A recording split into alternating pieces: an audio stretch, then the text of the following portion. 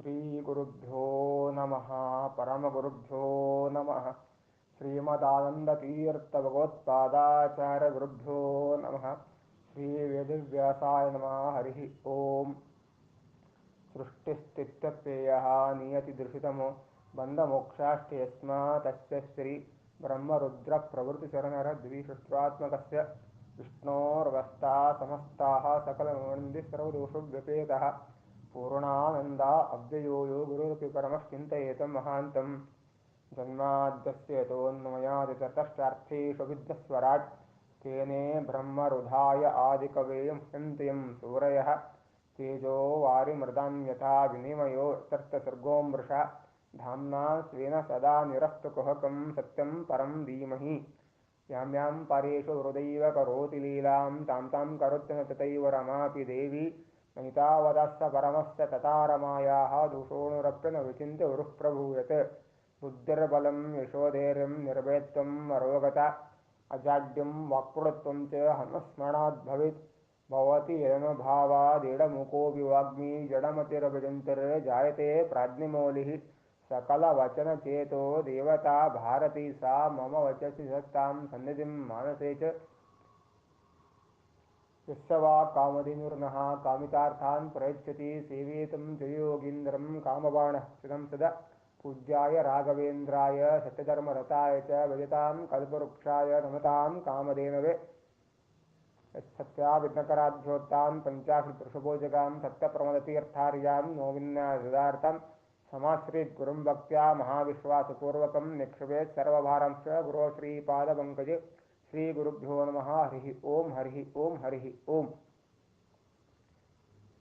ಶ್ರೀಮದ್ಭಾಗವತ ಮಹಾತ್ಮೆಯ ವಿವರಣೆಯನ್ನು ವೇದವ್ಯಾಸದೇವರು ತಿಳಿಸಿಕೊಟ್ಟಿದ್ದಾರೆ. 3 ಅಧ್ಯಾಯಗಳಲ್ಲಿ ಬರುವಂತಹ ಭಕ್ತಿದೇವಿಯ ಮತ್ತು ನಾರದರ ಸಂವಾದ, 4ನೇ ಅಧ್ಯಾಯ ಮತ್ತು 5ನೇ ಅಧ್ಯಾಯದಲ್ಲಿ ಬರುವಂತಹ ಗೋಕರ್ಣೋಪಾಖ್ಯಾನ, 6ನೇ ಅಧ್ಯಾಯದಲ್ಲಿ ಬರುವಂತಹ ಸಪ್ತಾಹ ಯಜ್ಞದ ಕ್ರಮದ ಬಗ್ಗೆ ವೇದವ್ಯಾಸದೇವರು ನಿರೂಪಣೆಯನ್ನು ಮಾಡಿದ್ದಾರೆ. ಶ್ರೇಷ್ಠವಾಗಿರುವಂತಹ ಶ್ರೀಮದ್ ಭಾಗವತ ಗ್ರಂಥ ಪುರಾಣಗಳ ರಾಜ ಎಂಬುದಾಗಿ ನಿರೂಪಣೆಯನ್ನು ಮಾಡಲ್ಪಟ್ಟಿದೆ. ಬೃಹತಿ ಛಂದಸ್ಸಿನಿಂದ ಕೂಡಿರುವಂತಹ ಈ ಗ್ರಂಥ ಸಮಾಧಿ ಭಾಷ್ಯದಲ್ಲಿ ವಿವರಣೆಯನ್ನು ವೇದವ್ಯಾಸದೇವರು ತಿಳಿಸಿಕೊಟ್ಟಿದ್ದಾರೆ. ಅಂತಹ ಸಪ್ತಾಹ ಯಜ್ಞವನ್ನು ಹೇಗೆ ಮಾಡಬೇಕು ಎನ್ನುವುದನ್ನು ಕೂಡ ವಿವರಣೆಯನ್ನು ಮಾಡ್ತಾ ಇದ್ದಾರೆ. ಬ್ರಹ್ಮಚರ್ಯ ಮಧುಸುಪ್ತಿ ತತ್ರಾವಲ್ಯಾಂ ಚ ಭೋಜನಂ ಕಥಾಸಪ್ತೌ ಭುಕ್ತಿಂ ಚ ಎಂಬುದಾಗಿ ಅನೇಕ ಶ್ಲೋಕಗಳ ಮೂಲಕ ವಿವರಣೆಯನ್ನು ಮಾಡಿದ್ದಾರೆ. 7 ದಿವಸ ಸಪ್ತಾಹವನ್ನು ಮಾಡುವ ಸಂದರ್ಭದಲ್ಲಿ ಯಜಮಾನ ಬ್ರಹ್ಮಚರ್ಯದಿಂದ ಇರಬೇಕು ಅಂತ ಹೇಳ್ತಾರೆ. ಪತ್ರಾವಲ್ಯಂ ಬಾಳೆ ಎಲೆಯಲ್ಲಿ ಊಟವನ್ನು ಮಾಡಬೇಕು ಎಂಬುದಾಗಿ ಹೇಳ್ತಾರೆ. ಕಥಾಶ್ರವಣ ಕಥಾ ಶ್ರೇಷ್ಠ ಶ್ರೀಮದ್ ಭಾಗವತ ಸಪ್ತಾಹವಾದ ನಂತರ ಊಟವನ್ನು ಮಾಡಬೇಕು ಎಂಬುದಾಗಿ ತಿಳಿಸಿಕೊಟ್ಟಿದ್ದಾರೆ. ಅಷ್ಟೇ ಅಲ್ಲ, ದ್ವಿದಲಂ ಮಧುತೈಲಂ ಚ ಗರಿಷ್ಠಾನಂ ತಥೈವ ಚ ಎಂಬುದಾಗಿ ದ್ವಿದಲ ಧಾನ್ಯವನ್ನು ಉಪಯೋಗವನ್ನು ಮಾಡಬೇಕು, ಜೇನುತುಪ್ಪವನ್ನು ಉಪಯೋಗವನ್ನು ಮಾಡಬೇಕು, ಗರಿಷ್ಠಾನವನ್ನು ಹಾಕಿಕೊಂಡು ಊಟವನ್ನು ಮಾಡಬೇಕು ಎಂಬುದಾಗಿ ತಿಳಿಸಿಕೊಟ್ಟಿದ್ದಾರೆ. ಇನ್ನೂ ಕೆಲವು ವಿಷಯಗಳನ್ನು ವೇದವ್ಯಾಸದೇವರು ಹೇಳ್ತಾರೆ. ಕಾಮಂ ಕ್ರೋಧಂ ಮದಂ ಮಾನಂ ಮತ್ಸರಂ ಲೋಭಮೇವ ಚ ದಂಭಂ ಮೋಹಂ ತಥಾ ದ್ವೇಷಂ ದೂರಃ ಎಂಬುದಾಗಿ ಕಾಮ, ಕ್ರೋಧ, ಲೋಭ, ಮೋಹ, ಮದ, ಮಾತ್ಸರ್ಯ ಇವ್ಯಾವು ಇರಬಾರದು ಎಂಬುದಾಗಿ ಹೇಳ್ತಾರೆ. ಯಜಮಾನ ಆದಂತಹ ವ್ಯಕ್ತಿ ಆಗಿರಲಿ ಅಥವಾ ಬೇರೆ ಸಾತ್ವಿಕರು ಆಗಿರಲಿ, ಅವರಿಗೆ ಈ ಕಾಮ, ಕ್ರೋಧ, ಅವಿಷಡ್ವರ್ಗಗಳು ಇರಬಾರದು ಎಂಬುದಾಗಿ ನಿರೂಪಣೆಯನ್ನು ಮಾಡಿದ್ದಾರೆ. ಕಥಾ ಶ್ರವಣ ಮಾಡಬೇಕು ಅಂದರೆ ಶ್ರೇಷ್ಠವಾಗಿರುವಂತಹ ಸಾತ್ವಿಕ ರೀತಿಯಿಂದ ಶ್ರವಣವನ್ನು ಮಾಡಬೇಕು ಎಂಬುದಾಗಿ ನಿರೂಪಣೆಯನ್ನು ಮಾಡಿದ್ದಾರೆ. ಕಾಮ, ಕ್ರೋಧ, ಲೋಭ, ಮೋಹ, ಮದ, ಮಾತ್ಸರ್ಯ, ಮಾನ, ದಂಭ, ಮೋಹ, ದ್ವೇಷ ಇವ್ಯಾವೂ ಇರಬಾರದು. ಬೇರೆಯವರ ಜೋಡಿ ಹೆಚ್ಚು ಮಾತನಾಡುವಂತೆ ಇಲ್ಲ, ಹಿತವಾಗಿ ಮಿತವಾಗಿ ಮಾತನಾಡಬೇಕು ಎಂಬುದಾಗಿ ನಿರೂಪಣೆಯನ್ನು ಮಾಡ್ತಾರೆ. ಮನೆಯ ಯಜಮಾನ ಶುದ್ಧ ರೀತಿಯಿಂದ ಮನಸ್ಸಿನಿಂದ ಕಥಾಶ್ರವಣವನ್ನು ಮಾಡಬೇಕು.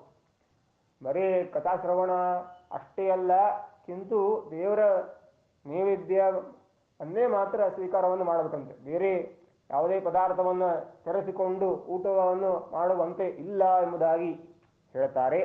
ಅಂತಹ ಶ್ರೇಷ್ಠ ಶ್ರೀಮದ್ ಭಾಗವತ ಶ್ರವಣವನ್ನು 7 ದಿವಸ ತನಕ ಮಾಡಬೇಕು ಎಂಬುದಾಗಿ ಹೇಳ್ತಾರೆ. ಸಪ್ತಾಹ, ಸಪ್ತ ಅಂದರೆ 7 ದಿವಸ, ಈ ಸಪ್ತಾಹವನ್ನು ಮಾಡಬೇಕು ಎಂಬುದಾಗಿ ಹೇಳ್ತಾರೆ. ಪುರಾಣವನ್ನು ಹೇಳುವ ಆಚರು ಶುದ್ಧ ಮನಸ್ಸಿನಿಂದ ಭಾಗವತ ಶ್ರವಣವನ್ನು ಮಾಡಿಸಬೇಕು ಎಂಬುದಾಗಿ ಹೇಳ್ತಾರೆ.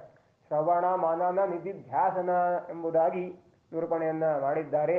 ಅಂತಹ ಪುರಾಣವನ್ನು ಹೇಳುವ ಆಚಾರ್ಯರು ಶುದ್ಧ ಮನಸ್ಸಿನಿಂದ ಶ್ರೀಮದ್ ಭಾಗವತ ಮಹಿಮೆಯನ್ನು ಹೇಳಬೇಕು ಎಂಬುದಾಗಿ ತಿಳಿಸಿಕೊಟ್ಟಿದ್ದಾರೆ. ವೇದ ವೈಷ್ಣವ ವಿಪ್ರಾಣಾಂ ಗುರು ಗೋವ್ರತಃ ಅಂತ ಈ ರೀತಿಯಾಗಿ ವೇದಗಳನ್ನ, ವೈಷ್ಣವರನ್ನ, ವಿಪ್ರರನ್ನ, ಗುರುಗಳನ್ನ, ಗೋಸೇವಕರನ್ನ ಕರೆಸಿಕೊಳ್ಳಬೇಕಂತ. ಅವರನ್ನ ನಿಂದೆಯನ್ನು ಮಾಡಬಾರದು. ಕಥಾಶ್ರವಣವನ್ನು ಹೇಳಿಸುವುದಕ್ಕೆ ಅಥವಾ ಕೇಳಿಸುವುದಕ್ಕೆ ಬರಬೇಕು ಎಂಬುದಾಗಿ ಆಹ್ವಾನವನ್ನು ಮಾಡಬೇಕಂತ. ವೇದಗಳನ್ನ ನೋಡಬೇಕು, ವೇದಗಳ ಅರ್ಥವನ್ನು ತಿಳಿದುಕೊಳ್ಳಬೇಕಂತ. ವೈಷ್ಣವರ ಮುಖಾಂತರವಾಗಿ, ವಿಪ್ರರ ಮುಖಾಂತರವಾಗಿ, ಗುರುಗಳ ಮುಖಾಂತರವಾಗಿ ಎಷ್ಟು ಸಾಧ್ಯವೋ ಅಷ್ಟು ವೇದಗಳ ಅರ್ಥವನ್ನು ತಿಳಿದುಕೊಳ್ಳಬೇಕು ಎಂಬುದಾಗಿ ಹೇಳ್ತಾರೆ.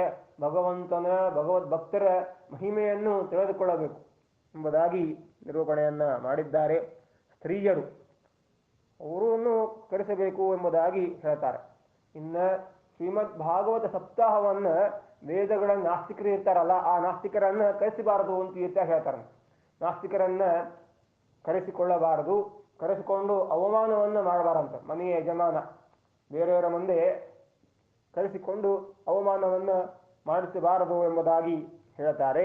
ಅಂತಹ ವೇದಗಳ ರಕ್ಷಣೆ ಮಾಡುವುದು ನಿಮ್ಮ ಜವಾಬ್ದಾರಿ ಎಂಬುದಾಗಿ ನಿರೂಪಣೆಯನ್ನ ಮಾಡಿದ್ದಾರೆ. ವೇದಗಳನ್ನು ರಕ್ಷಣೆ ಮಾಡುವುದು ನಮ್ಮ ಜವಾಬ್ದಾರಿ. ಇನ್ನು ವಿಪ್ರಾಣಾಂ, ವೈಷ್ಣವರು ಯಾರು ಶ್ರೇಷ್ಠವಾಗಿರುವಂತಹ ದೃಢವಾದಂತಹ ಭಕ್ತಿಯನ್ನು ಉಳ್ಳ ಅವರಿಗೆ ದ್ರೋಹವನ್ನು ಮಾಡಬಾರದಂತ, ನಿಂದೆಯನ್ನು ಮಾಡಬಾರದು ಎಂಬುದಾಗಿ ನಿರೂಪಣೆಯನ್ನ ಮಾಡಿದ್ದಾರೆ. ಅಂತಹ ವೈಷ್ಣವರು, ವಿಪ್ರರು ಪರಮಾತ್ಮನಲ್ಲಿ ಶ್ರೇಷ್ಠವಾಗಿರುವಂತಹ ಭಕ್ತಿಯನ್ನು ಮಾಡುವಂತಹ ಮಹಾನುಭಾವರು. ದ್ರೋಹವನ್ನು ಮಾಡಬಾರದು, ಗುರುಗಳಿಗೆ ದ್ರೋಹವನ್ನು ಮಾಡಬಾರದು ಎಂಬುದಾಗಿ ಹೇಳ್ತಾರೆ.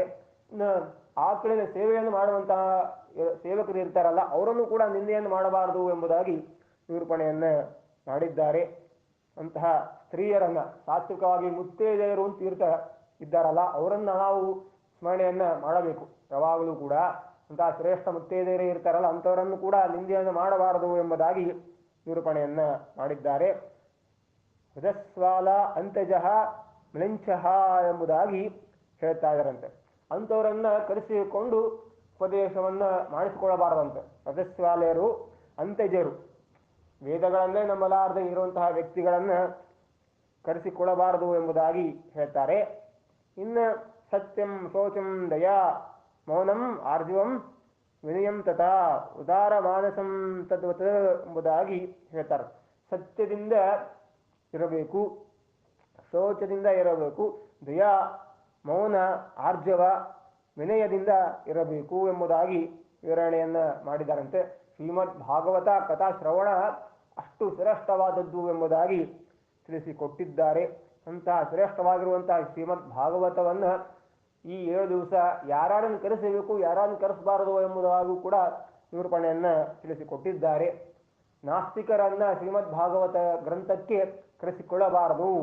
ನಾಸ್ತಿಕರನ್ನ, ವೇದಗಳನ್ನ ನಿಂದೆಯನ್ನ ಮಾಡುವಂತಹವರನ್ನ ನಾವು ಕರೆಸಿಕೊಳ್ಳಬಾರದು.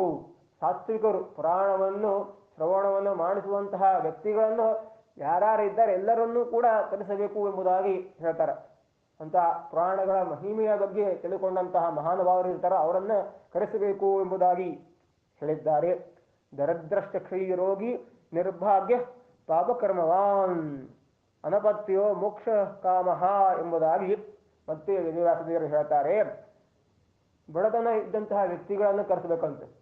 ದೇವರನ್ನು ನಂಬಿರ್ತಾನೆ, ಬಡತದಿಂದ ಇರ್ತದೆ, ಅಂತಹ ವ್ಯಕ್ತಿಯನ್ನು ಕರೆಸಿ ಶ್ರೀಮದ್ ಭಾಗವತದ ಶ್ರವಣವನ್ನು ಮಾಡಿಸಬೇಕಂತೆ. ಬರೀ ಶ್ರವಣ ಮನನ ನಿಧಿಧ್ಯಾಸನ ಅಷ್ಟೇ ಅಲ್ಲ, ಭೋಜನವನ್ನು ಹಾಕಿಸ್ಬೇಕಂತೆ. ಅಂತ ಅವರಲ್ಲಿ ವಿಶೇಷವಾಗಿ ಸನ್ನಿಧಾನ ಇರ್ತದೆ ಪರಮಾತ್ಮನಲ್ಲಿ ಅಂತ ಈ ರೀತಿಯಾಗೂ ಕೂಡ ಹೇಳ್ತಾರೆ. ಅಂದರೆ ಶ್ರೇಷ್ಠವಾಗಿರುವಂತಹ ಪಂಡಿತರಲ್ಲಿ ಜ್ಞಾನಿಗಳಲ್ಲಿ ಯಾವಾಗಲೂ ಇದ್ದೇ ಇರ್ತಾರೆ. ಆದರೆ ಜನ್ಮಾಂತರದ ಪ್ರಾರಬ್ಧ ಕರ್ಮ ಇರ್ತದಲ್ಲ, ಅಂತಹ ಬಡತನದಲ್ಲಿ ಇರುವಂತಹ ವ್ಯಕ್ತಿಗಳಿಗೆ ಕರೆಸಿ ಅವರನ್ನು ಊಟಕ್ಕೆ ಹಾಕಬೇಕಂತೆ ಎಂಬುದಾಗಿ ಹೇಳ್ತಾರೆ. ಬರೀ ಊಟವನ್ನು ಅಷ್ಟೇ ಅಲ್ಲ, ಕಿಂತು ಭಾಗವತ ಶ್ರವಣವನ್ನು ಮಾಡಿಸಬೇಕಂತ. ಬಡತನ ಇದ್ದಂತಹ ವ್ಯಕ್ತಿಗಳು, ಕ್ಷಯರೋಗದಲ್ಲಿ ಇದ್ದಂತಹ ವ್ಯಕ್ತಿಗಳು, ನಿರ್ಭಾಗ್ಯ ಇದ್ದಂತಹ ವ್ಯಕ್ತಿಗಳು ಎಂಬುದಾಗಿ ಹೇಳ್ತಾರಂತೆ. ಆದ್ದರಿಂದಾಗಿ ಶ್ರೇಷ್ಠವಾಗಿರುವಂತಹ ಶ್ರೀಮದ್ ಭಾಗವತದ ಮಹಿಮೆ ಶ್ರೇಷ್ಠವಾದದ್ದು ಎಂಬುದಾಗಿ ನಿರೂಪಣೆಯನ್ನು ಮಾಡಿದ್ದಾರೆ. ಅಂತಹ ಈ ರೀತಿಯಾಗಿ ಯಾರು ಮಾಡ್ತಾರೋ ಕಾರ್ತೀಕ ಮಾಸ, ಅನೇಕ 6 ತಿಂಗಳಲ್ಲಿ ಮೋಕ್ಷ ಕೊಡುವಂತಹ ಈ 6 ಮಾಸಗಳು ಎಂಬುದಾಗಿ ಹೇಳ್ತಾರೆ. ಶ್ರೇಷ್ಠವಾಗಿರುವಂತಹ ಆಷಾಢ ಮಾಸ, ಶ್ರಾವಣ ಮಾಸ, ಭಾದ್ರಪದ ಮಾಸ, ಆಶ್ವೀಜ ಮಾಸ, ಕಾರ್ತೀಕ ಮಾಸದಲ್ಲಿ ನಾಗಮಾಸ ಇತ್ಯಾದಿಯಾಗಿ ಶ್ರೇಷ್ಠವಾಗಿರುವಂತಹ ಈ ಚರಿತ್ರೆಯನ್ನು ಕೂಡ ಶ್ರವಣವನ್ನು ಮಾಡಿಸಬೇಕು. ಸಪ್ತಾಹ ಯಜ್ಞದ ವಿಧಿಯನ್ನು ಕೂಡ ಮಾಡಬೇಕು ಎಂಬುದಾಗಿ ನಿರೂಪಣೆಯನ್ನು ಮಾಡಿದ್ದಾರೆ. ಅಂತ ಯಾರು ಈ ರೀತಿಯಾಗಿ ಸಪ್ತಾಹ ಕ್ರಮವನ್ನು ಮಾಡಿಸ್ತಾರೋ ಕೋಟಿ ಯಜ್ಞ ಫಲಪ್ರದ ಎಂಬುದಾಗಿ, ಕೋಟಿ ಯಜ್ಞ ಫಲಪ್ರದ ಎಂಬುದಾಗಿ ನಿರೂಪಣೆಯನ್ನು ಮಾಡಿದ್ದಾರೆ. ಕೋಟಿ ಯಜ್ಞ ಫಲಪ್ರದ, ಕೋಟಿ ಯಜ್ಞವನ್ನು ಮಾಡಿದಷ್ಟು ಪುಣ್ಯ ಬರುತ್ತದೆ ಎಂಬುದಾಗಿ ನಿರೂಪಣೆಯನ್ನು ಮಾಡಿದ್ದಾರೆ. ಅಂತಹ ಶ್ರೇಷ್ಠವಾಗಿರುವಂತಹ ಶ್ರೀಮದ್ ಭಾಗವತ ಅತ್ಯದ್ಭುತವಾದದ್ದು ಎಂಬುದಾಗಿ ಹೇಳ್ತಾರೆ. ಜಯಶಬ್ದಂ ನಮಃಶಬ್ದಂ ಶಂಖಶಬ್ದಂ ಚಕಾರೇತ್ ಎಂಬುದಾಗಿ ಮತ್ತೆ ವಿವರಣೆಯನ್ನು ಮಾಡಿದ್ದಾರಂತೆ. ಅಂತಹ ಶ್ರೀಮದ್ ಭಾಗವತ ಸಪ್ತಾಹ ಶ್ರೇಷ್ಠವಾದದ್ದು ಎಂಬುದಾಗಿ ವೇದವ್ಯಾಸ ದೇವರು ಹೇಳಿದ್ದಾರೆ. ಶ್ರೀಮದ್ ಭಾಗವತ ಗ್ರಂಥಕ್ಕೆ ಶ್ರೇಷ್ಠವಾಗಿರುವಂತಹ ಜಯ ಎಂಬ ಶಬ್ದವನ್ನು ಬಳಸಿದ್ದಾರೆ. ಈ ಗ್ರಂಥಕ್ಕೆ ಜಯ ಜಯ ಎಂಬುದಾಗಿ ವಿವರಣೆಯನ್ನು ಮಾಡಿದ್ದಾರೆ. ಯಾರು ಈ ರೀತಿಯಾಗಿ ಸಪ್ತಾಹ ಶ್ರವಣವನ್ನು ಮಾಡಿಸಿರ್ತಾರಲ್ಲ ಅಂಥವರಿಗೆ ಮೋಕ್ಷವೇ ಆಗ್ತದೆ ಎಂಬುದಾಗಿ ತಿಳಿಸಿಕೊಟ್ಟಿದ್ದಾರೆ. ಅಂತಹ ಶ್ರೇಷ್ಠವಾಗಿರುವಂತಹ ಶ್ರೀಮದ್ ಭಾಗವತ ಜಯಕಾರ ಎಂಬುದಾಗಿ ನಿರೂಪಣೆಯನ್ನು ಮಾಡಿದ್ದಾರೆ. ಎಲ್ಲ ಕಡೆಯೂ ಕೂಡ ಮೋಕ್ಷವನ್ನು ಹೋಗಬೇಕಾದರೆ ಇಲ್ಲಿ ಶಂಖದಿಂದಲೇ ಕೂಡ ನಾವು ತಿಳಿಸಬಹುದು. ನಮಸ್ಕಾರದಿಂದ ಶಂಖದಿಂದ ಪಾಂಚಜನ್ಯವನ್ನು ಕೂಡ ಪರಮಾತ್ಮನೇ ಊದುತ್ತಾನೆ ಎಂಬುದಾಗಿ ಹೇಳ್ತಾರೆ. ಅಂತಹ ಶ್ರೇಷ್ಠವಾಗಿರುವಂತಹ ಶ್ರೀಮದ್ ಭಾಗವತ ಗ್ರಂಥ ಅತ್ಯದ್ಭುತವಾದದ್ದು ಎಂಬುದಾಗಿ ನಿರೂಪಣೆಯನ್ನು ಮಾಡಿದೆ ಎಂಬುದಾಗಿ ಹೇಳ್ತಾರೆ. ಶ್ರವಣೇನೆಯೋ ಪೂತಾಸ್ತೆ ಎಂಬುದಾಗಿ, ಅಂದರೆ ಶ್ರವಣ ಮನನ ನಿಧಿಧ್ಯಾಸನ ಮಾಡುವುದರಿಂದ ನಮಗೆ ಎಲ್ಲೂ ಕೂಡ ಸಿದ್ಧಿ ಆಗ್ತದೆ ಎಂಬುದಾಗಿ ಜಯ ಶಬ್ದದಿಂದ ವಿವರಣೆಯನ್ನು ಮಾಡಿದ್ದಾರೆ ಎಂಬುದಾಗಿ ತಿಳಿಸ್ತಾ, ಇನ್ನೂ ಅನೇಕ ವಿಷಯಗಳಿವೆ, ಅದು ನಾಳೆ ಹೇಳೋಣ ಅಂತ ಹೇಳ್ತಾ ಶ್ರೀಕೃಷ್ಣಾರ್ಪಣಮಸ್ತು.